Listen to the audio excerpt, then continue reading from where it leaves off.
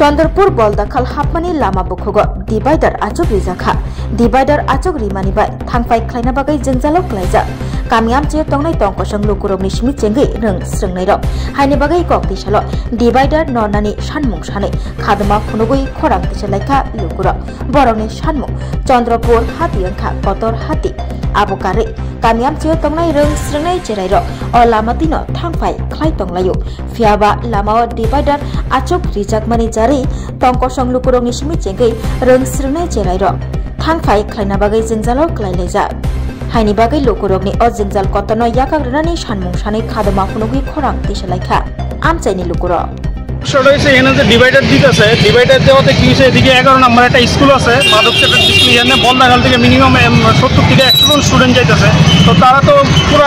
মানে আতঙ্কমনে হয়ে ঘুরে যাওয়া লাগতেছে তারপরে যেমন একটা